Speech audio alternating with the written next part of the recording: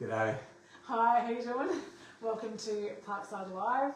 Thank you so much for joining us on our second in our series on finding our way. Yes.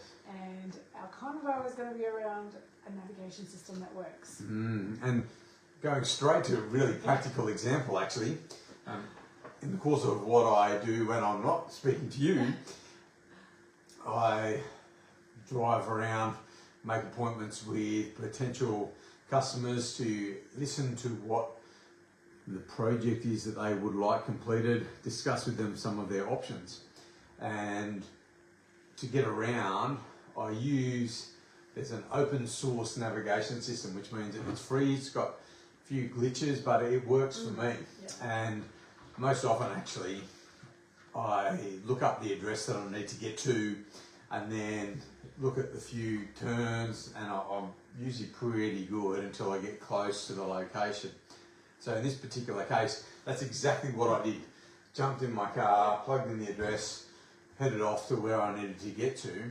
But as I arrived, or as I got closer, my navigation system told me that I needed to take an exit off the freeway, then drive across an overpass over the freeway, then turn around, get back on the freeway heading in the opposite direction, and turn and stop like 200 metres away. And I was just thinking that can't be right.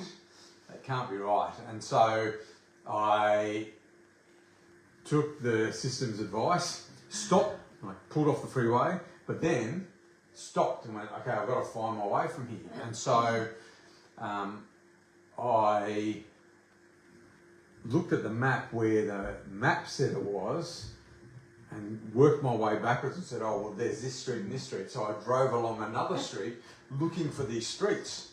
And I found the street that I had identified on the map, took it, but I couldn't find my final address at all. And so I actually switched my navigation systems and plugged into a different mapping system. That told me that the location was about 500 metres behind me. So I had to do a U-turn, turn around, drive back. And I'm driving, and if you use a mapping system, you'll know you get closer and closer to the little dot on the screen. And I get to where the dot on the screen is, I can't see a street sign, I cannot even see a street. And so I drive about 100 metres further up, and I think I've just got to work this out the old-fashioned way, grab the equipment that I needed, jumped out of my car, walked back up, and it turns out that the address that I was looking for was an avenue that was named particularly for a small development of flats. There was no cross street, it was literally a driveway going off the street. And so after 2 different navigation systems, I had to kind of work it out myself. I don't know if as you're watching this, perhaps you don't even have access to a navigation system. You have to rely on people telling you landmarks. Go down here, and when you see the big tree or when you see the large service station, then you turn.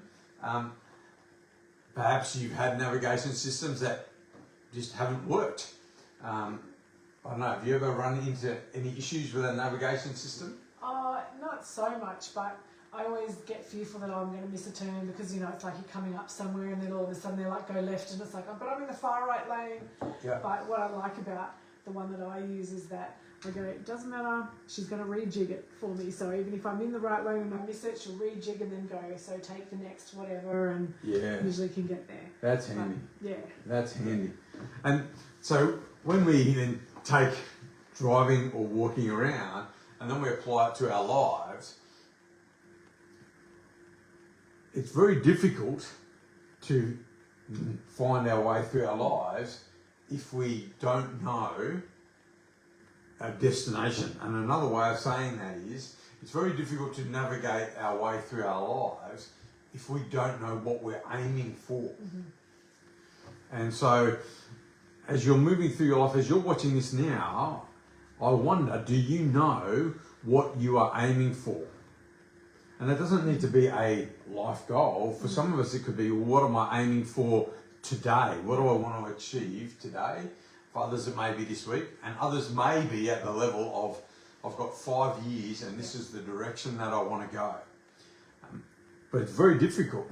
I mean, Do you know something that is looming for you this week that you want to achieve this week? This week, yeah, there's not really a massive thing. I mean, there's things I want to tick off as far as, you know, teaching the girls some things. So that would be Yes. a thing, a daily thing I have. Yep. Yep, a list of things that I want to do. Oh, and I'm the same. Personally, and in my business, plan.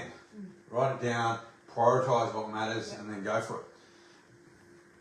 If we lived a life that was built on activity, is that a satisfying life? If you have a checklist of activities, is that a satisfying life? I wonder what you think as you watch this. Is that a satisfying life? What do you think? No, I'm kind of going, no. It's just like you might be able to go, I've achieved something and tick something off, but I don't know that I would find, or I don't know that I do find that totally fulfilling. There's got to be something else. Well, even when I asked you about it, I could tell there was a hesitation in your voice. And for me, I'm someone who likes the satisfaction of achievement. I like to be able to say, this is what we've done. Even from that perspective, for me, I think there's got to be more than simply ticking off a list of achievements. And you may think, well, perhaps you just haven't aimed big enough. Yeah, maybe. And I think that's a fair question. I think in my life, I have managed millions of dollars worth of equipment. I have created and destroyed, which is a whole other story, some pretty significant teams, some pretty significant structures in my life. I've built businesses. And I recognise that there are those who perhaps have done, in each of those spheres, done more. I've enjoyed those things. I don't stand here and go, they're a waste of time. But I look and I think there must be something more. And as we're talking about finding our way through our lives, I wonder what it is that you are aiming for. Because if we don't work out what we're aiming to achieve, we don't know. I had a conversation with someone the other week, and they were raising the prospect of actually getting towards the end of their life and starting to think about questions like, have I lived a good life? Whatever that meant to them. What comes next? And they can be very powerful questions as the end of life starts to draw near. But if we give ourselves to those questions, even at the beginning of our life, they can be life-altering questions about where am I going, what am I living for, what works. And as we navigate the world, we can see that there are structures that no longer work.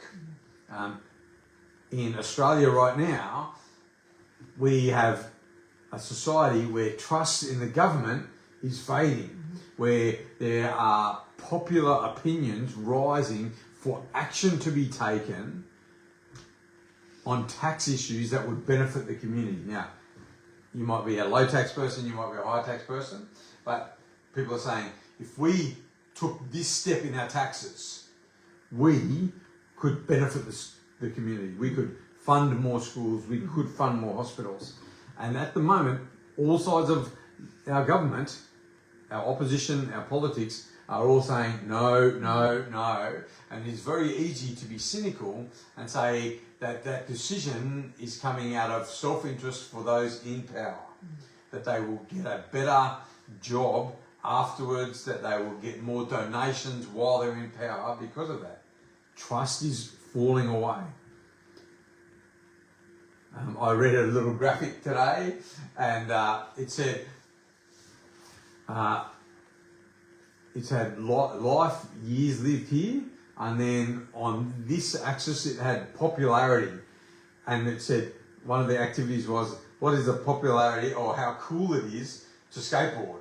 And you know, when you're up to about the age of 13, 14, skateboard's cool, very cool, very cool. Then somewhere around about like 20, it's not that the activity changes, but the public perception, the coolness drops off. But then, as you like hit about 55, it becomes super cool because people are not familiar with the idea of a 55-year-old skateboarder. Yeah. Shout out to anyone who is 50 and over still riding a skateboard at this time. And as we move through life, different things work for us. As you're watching this, what has worked for you? As you sought to navigate your way through life, perhaps like me, you've adopted a checklist approach to your life. And perhaps like you've sought a deeper meaning somehow. Potentially you've had trust in an institution. Even friendships, sadly, sometimes run their course and we move on. And what we're going to do tonight is we're going to draw some inspiration about what works, what helps us navigate our way through life. And so we're going to actually continue, we're going to consult with an ancient letter written to a group of people who were exploring the big questions of life, written to a group of people who are asking questions of faith. And I'm reading actually from a letter to the Colossians, and I'm reading from chapter 1, and it just says this. It says, "The chosen one is the visible image of the invisible God. He existed before anything was created and is supreme over all creation. For through him God created everything in the heavens and on earth. He made the things that we can see and the things that we can't see, such as thrones, kingdom, rulers, and authorities in the unseen world. Everything was created through him and for him. He existed before anything else, and he holds all things together. Christ is also the head of the church, which is his body. He's the beginning, supreme, over all, the firstborn from the dead. So he's first in everything. For God, in all his fullness, was pleased to live in this anointed one, and through him God reconciled everything to himself. He made peace with everything in heaven and on earth by means of Christ's blood on the cross. And this includes you, who were once far away from God. You were his enemies, separated from him by your evil thoughts and actions. Yet now he has reconciled you to himself through the death of Christ in his physical body. As a result, he has brought you into his own presence, and you are holy and blameless as you stand before him without a single fault."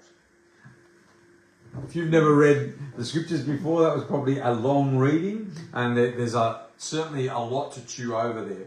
But what we want to do is we're seeking to find a way to navigate our way through lives, is work out, how does this help us? Does this give us anything important? And I think one of the claims that this is making is about the priority of this anointed character. The priority. And priority, if you explore the origins of the word, it just simply means before. Before. And so if something is a priority, it means that you do that thing before. You give it energy before. And so this is claiming that before anything else, that this anointed one was in existence. Now, as we seek to navigate our way through life, that matters. What principle, give me one principle that you have used at some point in your life to help you navigate through your maybe relationships, perhaps situations at work. What's one idea that you've used? You might not even use it now, but that stands out to you. I don't know, an idea of like the person in charge is the person that I need to say yes to. The person in charge is the person that you need to say yes to? Yep, works. I need to follow what they say. Can work very well in an office space, can't it? You are the boss. I will do, and a little bit of insight, don't want to talk too much of your story. That's not always your preferred mode of operation. No. You do like a discussion. Yes, that's exactly right. Perhaps you can relate as you're watching this. And like on a very simple level, for me, the idea of getting it done, Yeah. being an action-oriented person. Now, I recently had a moment with one of my kids where they were going through a hard time. I wanted to unpack the situation. I wanted to understand so then I could solve the problem. And yet there was something in me that said, now is not the time. And what I chose to do was instead sit quietly, open my arms and offer a hug. And that offer was, they came and just flopped on me, and it was, I don't know if you've ever experienced a moment like this where someone just almost melts into you. Just completely relaxed, and then there was a flood of tears. And then that went on for about 5 minutes, and I felt actually a little confused. I wasn't sure what to do. I certainly wasn't able to solve the situation. And then after that, they just decided that they wanted to talk.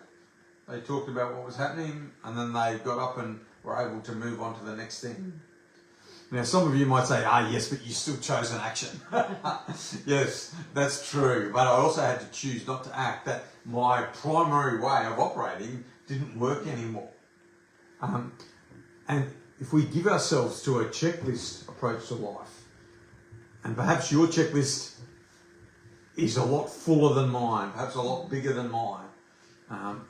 Perhaps the goals that you had at stake had a lot more zeros after them. The problem with that is it is a created thing. Whether or not you believe in a divine being, the problem with giving priority to those things which have been created, perhaps even by us, my career, my home, my family, is that things that have been created will also fade. That there will be moments in your life where something that you have put all your energy, all your effort into will no longer be there. And then, perhaps like me on my way to this, just midstream, we need to reorient our whole lives and say, well, what do I do now? And if you're watching this, perhaps even as a person who has some experience of religion or faith in your life, that the institution that you trusted is no longer there. That the person that you listen to is no longer there. And you are in the middle of that process of reorienting your life and trying to work out what matters. And the challenge is anything that is created, it's going to go away. And we don't say that so that we walk around suspicious and cynical.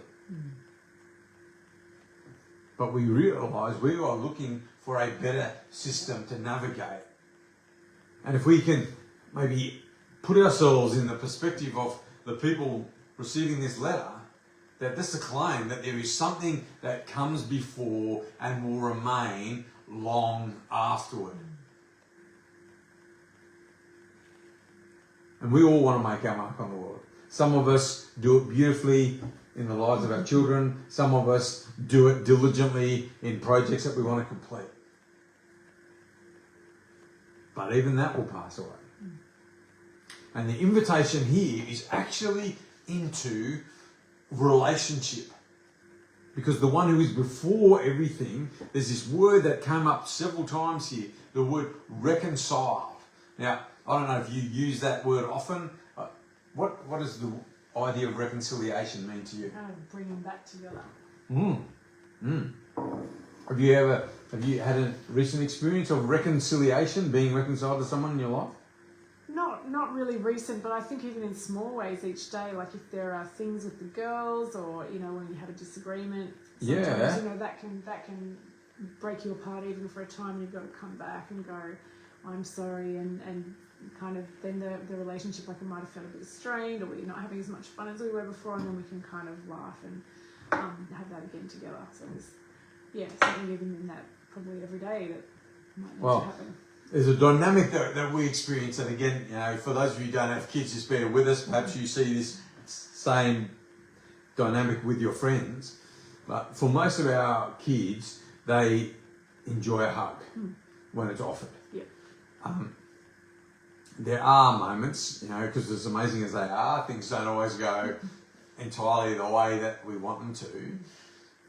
And when one of our kids feels like they're in trouble, they don't like that feeling.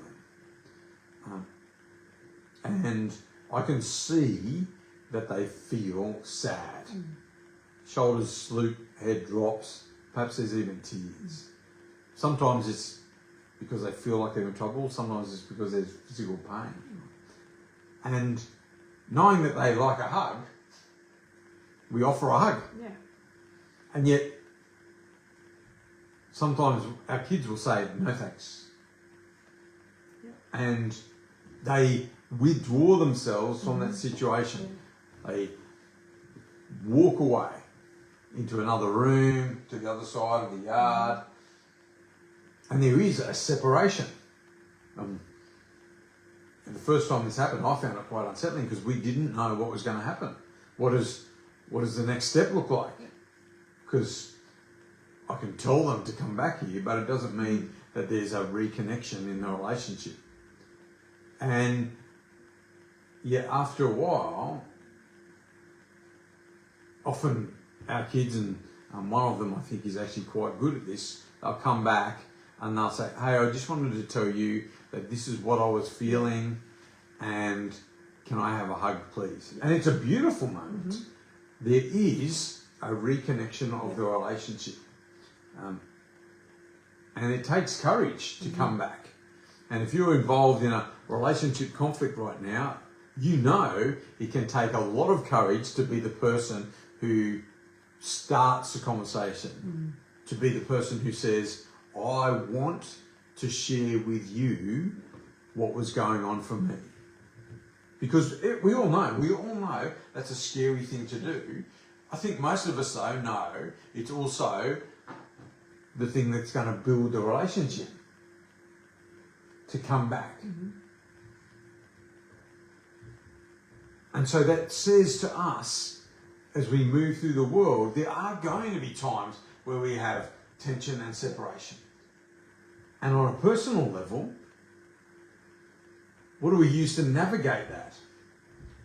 And yet we see here in this old letter that says, if you're going to give your life to something, let it be powered by this chosen one who comes before everything and who actually is about bringing back together all things. And if we look here, it says, reconciling all things to himself. That there is a unity to the universe. That everything is being drawn together, but there's also a personal invitation to reconnection. That as we move through a world with unseen influences, and some people may describe those as spiritual, some people may describe those as systems that are at work that are not easily identifiable, but who gain power from separating us, from keeping us bickering with one another over small things, meanwhile they are making big decisions with big impacts and big dollars at stake. And you can give your life to the service of those institutions, and yet what we're told here is there's a different way. That the power of reconciliation is actually embodied in a character who stepped into the world. And as we look at this story of Jesus, whatever your experience is, whatever your belief is right now, the story of Jesus is a story that says that the one with the power to give life chose to enter this world without power, as vulnerable as they come. If you've ever seen a baby born new, one of our kids was born and had to go straight into intensive care. They needed support simply to survive. when we look at how power is practiced in your life and in our world right now, power is not about being vulnerable at all. And yet the invitation is that this God said, I want to bring all things back together. I'm not here to divide, but to actually offer a fresh beginning for every atom in the universe. And it says right here, he is the peacemaker. That's the invitation. That as we are seeking to find our way through this world, that somehow it is together. Somehow it is about something that is bigger than us, beyond us. And Jesus says, find that in me. Find that in me. And he says that it doesn't matter where you are in your experience right now. This letter even was addressed to people who completely rejected the ideas, completely rejected these practices, and yet this offer of reconnection, this offer of navigating your way through the world in the company and in the presence of the God who gave life, who came before everything, the one who holds everything together. That offer is to everyone. And we want to offer that to you as you're watching this right now. To reboot your navigation system. To choose something that is not going to send you to the wrong address. But actually, to put your trust in this chosen one who's before everything, who holds everything together, and to invite you to experience reconciliation with the divine, reconciliation with one another. And if that's a step that you want to take right now, we'd invite you to pray this simple prayer. Jesus, I give you my life. Give me your life. I want to trust you to navigate my way through this world. Let's pray that together. Jesus, I give you my life. Give me your life. And if that's a decision that you made while you're watching this, we would love to support you on the next steps. Don't go it alone, it's hard enough. Please drop us a DM, drop us a comment if you're watching this on YouTube. If you're coming through Southwest Sydney, we'd love you to join us around this table with friends.